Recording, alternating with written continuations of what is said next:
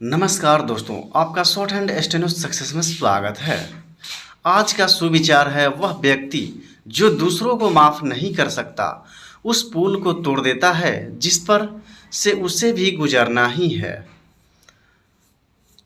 आज का मैटर है राजभाषा हिंदी को लेकर सकारात्मक पहल बढ़ने लगी व्याप्ति।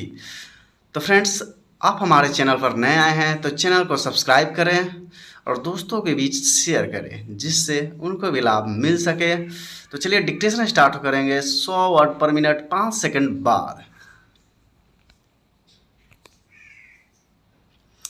स्टार्ट।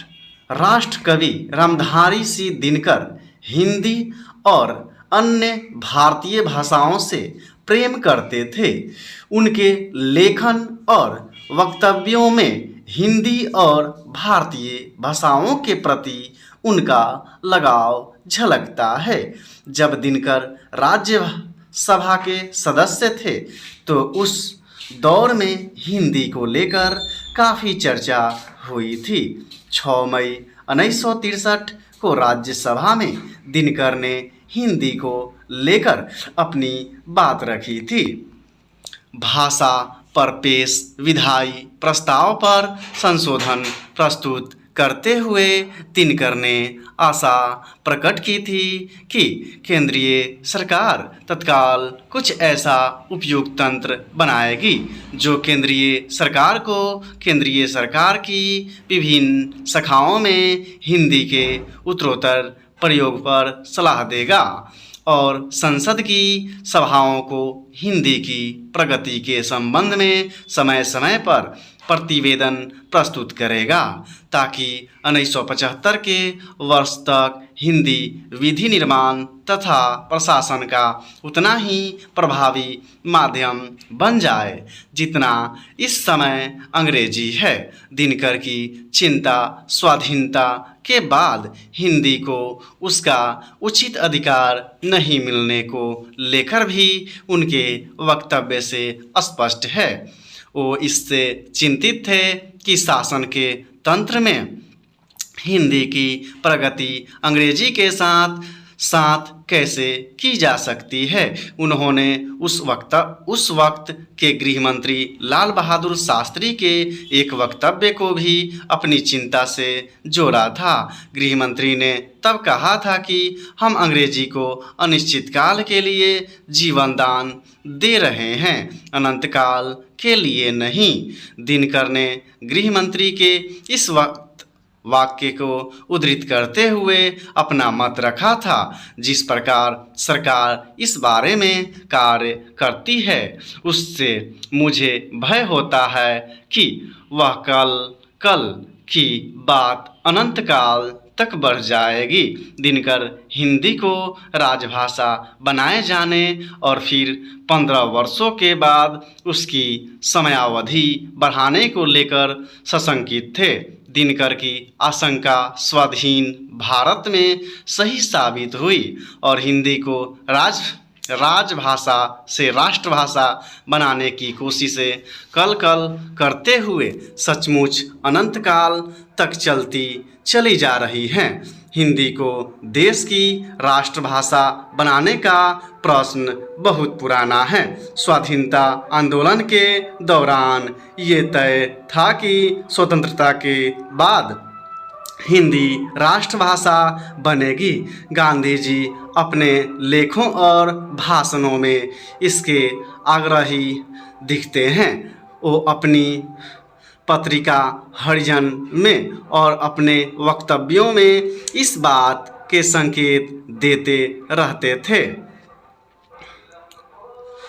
कि हिंदी को स्वाधीनता के बाद राष्ट्रभाषा का दर्जा मिलना चाहिए। गांधी जी तो स्वराज्य के लिए भी भारतीय भाषाओं को आवश्यक मानते थे। 1921 में उन्होंने कहा था, अंग्रेजी के ज्ञान के बिना भी भारतीय मस्तिष्क का सर्वोच्च विकास संभव होना चाहिए। अंग्रेजी से प्रेरणा लेने की गलत भावना से छुटकारा होना स्वराज्य के लिए अत्यावश्यक है। 1947 में अपनी पत्रिका हरिजन में भी गांधी ने लिखा, मेरा आशय यह है कि जिस प्रकार हमने सत्ता हड़पने वाले अंग्रेजों के राजनीतिक शासन को सफलतापूर्वक उखाड़ फेंका, उसी प्रकार हमें सांस्कृतिक अधिग्रहण करने वाली अंग्रेजी को भी हटा देना चाहिए। यह आवश्यक परिवर्तन करने में जितनी देरी होगी उतनी ही अधिक राष्ट्र की सांस्कृतिक हानि होती जाएगी। गांधी निरंतर अंग्रेजी को हटाने की बात कर रहे थे, लेकिन उनके अनुयायी और स्वाधीनता के बाद सत्ता में आए नेता गांधी को इन बातों को राजनीतिक वजहों से नज़रअंदाज करते रहे। संविधान सभा में सदस्यों ने भाषा संबंधी गांधी की भावनाओं का ध्यान नहीं रखा। भाषा के प्रश्न पर लगातार बहस से बचते रहे और उसको अंतिम बैठकों के लिए टालते रहे। आखिरकार 12 सितंबर 1949 को संविधान सभा में भाषा के प्रश्न पर बहस आरंभ हुई। चर्चा 3 दिनों तक चली। तमाम तरह के तर्क वितर्क हुए। 14 सितंबर 1949 को ये तय किया गया कि देवनागरी लिपि में लिखी जाने वाली हिंदी देश की राजभाषा होगी। संविधान सभा में हिंदी और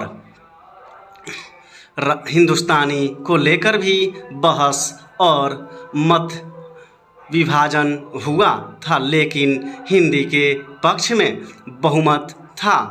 कुछ लोग संविधान सभा में हिंदी के पक्ष में बहुमत को भारत पाकिस्तान विभाजन के बाद लोगों के मत बदलने से भी जोड़कर देखते हैं।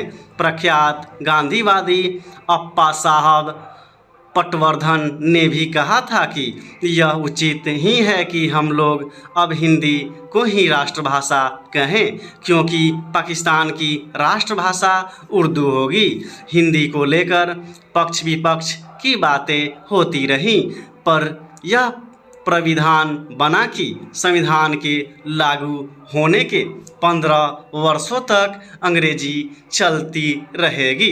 15 वर्षों के बाद अगर संसद को लगता है कि आगे भी इस प्राविधान की ज़रूरत है तो वो कानून बनाकर इसको लागू रख सकती है। फिर भाषा आयोग बना, अध्यादेश जारी हुए। हिंदी राजभाषा तो बनी रही, पर सरकारी कामकाज में अंग्रेजी का दबदबा कायम रहा।